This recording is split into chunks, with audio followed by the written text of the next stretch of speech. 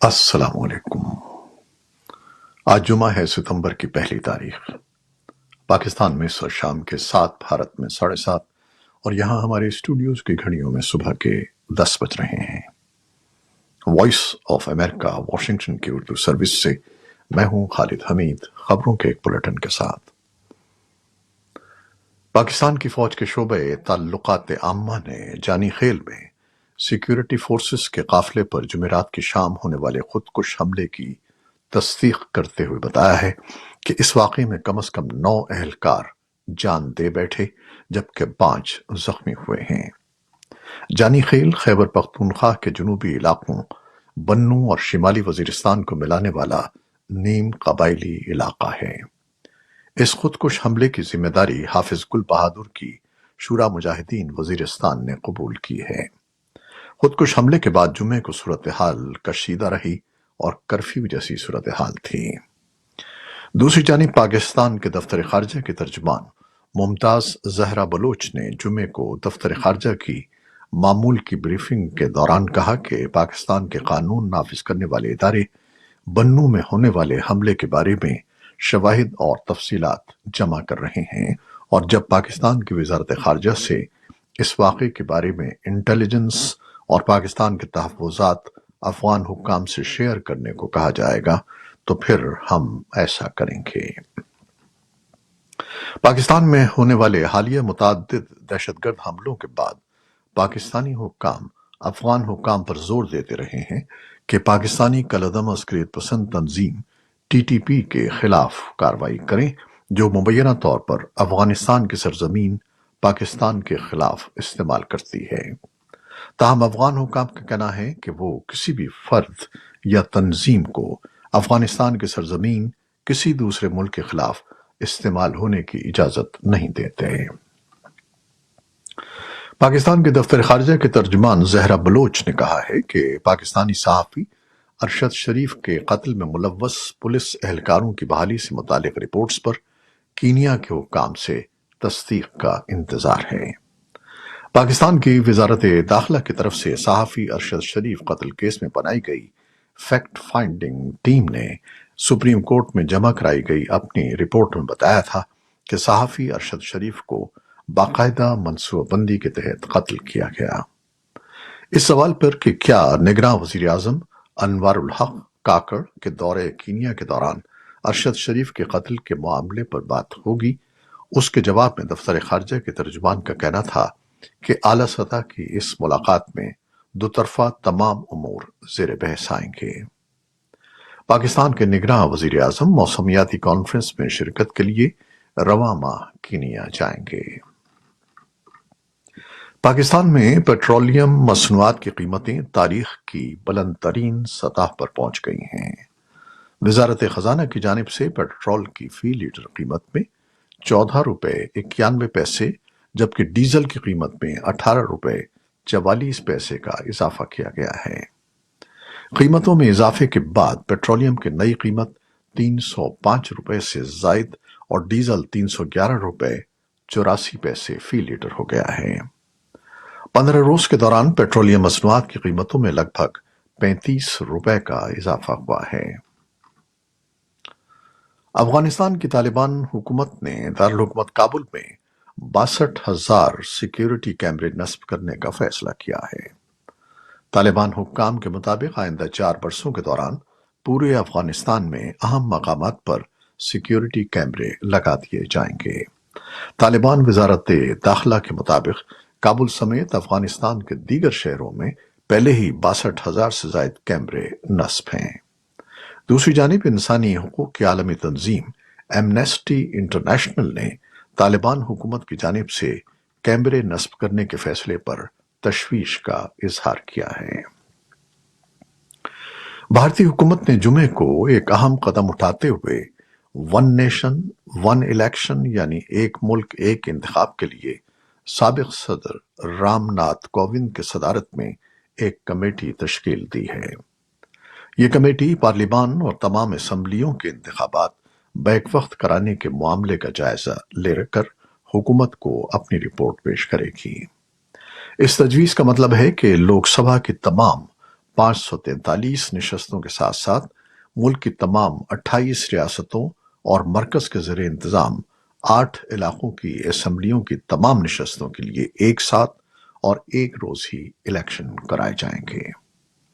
حکمراں جماعت B J پی اور وزیر اعظم نریندر مودی یہ معاملہ بار بار اٹھاتے رہے ہیں۔ حزب اختلاف کی متعدد جماعتوں نے حکومت کے اس اقدام کی مذمت کی ہے اور اس پر قبل از وقت پارلیمانی انتخابات کرانے کی سازش کا الزام عائد کیا ہے۔ یوکرین کے حکام نے جمعے کو بتایا ہے کہ ایک روسی میزائل نے گزشتہ رات وسطی یوکرین کے علاقے وینیتسا میں ایک نجی کاروبار کو نشانہ بنایا، جس سے 3 افراد زخمی ہو گئے۔ دریں اثنا ایک یوکرینی ڈرون نے جمعے کی صبح مغربی روس کے ایک قصبے کو نشانہ بنایا، جہاں ملک کے سب سے بڑے ایٹمی پاور پلانٹس میں سے ایک پلانٹ موجود ہے۔ روسی حکام کا کہنا ہے کہ کرچاتوف میں واقع پلانٹ کو نقصان کی کوئی اطلاع نہیں ہے، لیکن کم از کم ایک عمارت کو نقصان پہنچا۔ روسی حکام کا کہنا ہے کہ فضائی دفاع نے ملک کے 3 مغربی علاقوں کی طرف داغے جانے والے ڈرونز کو تباہ کر دیا ہے۔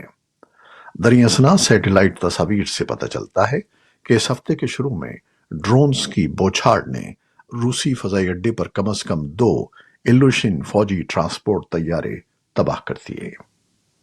علاقائی گورنر نے جمعے کو کہا کہ دفاعی نظام میں کرسک، بیلگراڈ اور ماسکو کے علاقوں میں 3 ڈرونز کو روکا۔ اس دوران ماسکو کے ہوائی اڈوں پر مختصر طور پر پروازیں روک دی گئیں، لیکن روسی حکام نے کسی بڑے نقصان کی اطلاع نہیں دی۔ امریکہ میں انتہائی دائیں بازو کے حامی گروپ پراؤڈ بوائز کے سابق بانی جوزف بکس کو 17 سال جبکہ زیچری ریل کو 15 سال جیل کی سزا سنائی گئی ہے۔ ان پر الزام ہے کہ انہوں نے سن 2020 کے صدارتی انتخابات کے بعد موجودہ امریکی صدر جو بائیڈن کو اقتدار کی پرامن منتقلی روکنے کی کوشش کے لیے امریکی کانگریس پر حملے کی قیادت کی۔ جوزف بکس کو سنائی جانے والی سزا کیپٹل ہل پر حملے میں گرفتار کیے گئے سینکڑوں افراد کی سزاؤں میں دوسری طویل سزا ہے۔ اس سے پہلے اوتھ کیپرز نامی گروپ کے بانی اسٹیورٹ روڈز کو 18 سال جیل کی سزا سنائی جا چکی ہے۔ تائیوان کا دورہ کرنے والے امریکی کانگریس کے ارکان نے تائیوان کے ساتھ دفاعی ساز و سامان کی خریداری کے لیے 19 ارب ڈالر کے زیر التوا سودوں کا معاملہ حل کرنے کی یقین دہانی کرائی ہے۔ جمعے کو تائیوان کا دورہ کرنے والے وفد نے تائیوان کے صدر سے ملاقات کی۔ اس موقع پر وفد کے سربراہ اور آرم سروسز کمیٹی کے وائس چیئرمین راب وٹمن نے کہا کہ تائیوان پر حملے کی صورت میں امریکہ کسی اقدام سے گریز نہیں کرے گا۔ تائیوان کے 3 روزہ دورے پر جمعرات کو پہنچنے والے 3 رکنی وفد میں شامل ارکان کانگریس کا تعلق ریپبلکن پارٹی سے ہے۔ روس میں جمعے سے آزمائشی بنیادوں پر اسلامک بینکنگ کا آغاز کیا گیا ہے۔ رواں برس اگست میں صدر ولادیمیر پوٹن نے روس میں اسلامی بینکنگ متعارف کرانے کی منظوری دی تھی۔ صدارتی حکم نامے کے مطابق 1 ستمبر کو شروع ہونے والا اسلامک بینکنگ پروگرام روس کے مرکزی بینک کی نگرانی میں آئندہ 2 برس تک جاری رہے گا۔ اسلامک بینکنگ کا پروگرام ابتدائی طور پر روس کے مسلم اکثریتی خطوں کے لیے ہے۔ ان خطوں میں کامیابی کی صورت میں اسلامک بینکنگ کو روس کے دیگر خطوں کے لیے بھی متعارف کرایا جائے گا۔ فلسطینی محکمہ صحت کا کہنا ہے کہ اسرائیلی فوج نے شمال مغربی کنارے میں ایک فلسطینی قصبے پر چھاپہ مارا، ایک اپارٹمنٹ کا محاصرہ کر لیا اور مقامی عسکریت پسندوں کے ساتھ فائرنگ کا تبادلہ کیا، جس میں ایک فلسطینی استاد ہلاک ہو گیا جو کسی بھی واقعے میں ملوث نہیں تھا۔ یہ مقبوضہ علاقے میں اسرائیلی فوج کے چھاپوں کے سلسلے کا تازہ ترین واقعہ ہے۔ سمندری طوفان کے پیش نظر چین کے گنجان آباد صوبے گونگ ڈونگ کے متعدد شہروں میں اسکول اور بازار بند کر دیے گئے ہیں، جبکہ سینکڑوں پروازیں منسوخ کر دی گئی ہیں۔ حکام کے مطابق شمال مغربی بحر الکاہل اور جنوبی بحیرہ چین میں بننے والا طوفان ساولا جمعے کی شب یا ہفتے کی صبح تک گوانگڈونگ کے علاقوں سے ٹکرا سکتا ہے۔ چینی حکام نے خدشہ ظاہر کیا ہے کہ ساولا 1949 کے بعد گوانگڈونگ سے ٹکرانے والا تیسرا شدید ترین طوفان ہو سکتا ہے۔ سمندری طوفان کے باعث گوانگڈونگ سے ملحقہ ہانگ کانگ میں بھی کاروباری زندگی معطل ہے۔ یہ تھیں وہ خبریں جو فیس بک لائیو پر ہم نے آپ کے لیے پیش کی۔ ہماری ویب سائٹ، یوٹیوب اور پوڈ کاسٹ پر یہ بلیٹن آپ کے لیے پوسٹ کر دیا جاتا ہے۔ آپ ہمارے بلیٹن کو شیئر کرتے ہیں اور اپنے کمنٹس میں اپنی محبتوں کا اظہار کرتے ہیں، جس کے لیے ہم آپ کے بےحد ممنون ہیں۔ اپنی ان کاوشوں کو جاری رکھیے گا۔ نیوز پروڈیوسر عائزہ عرفان اور نیوز ایڈیٹر بہجت جیلانی کے ساتھ خالد حمید کو اب اجازت دیجیے گا۔ اللہ حافظ۔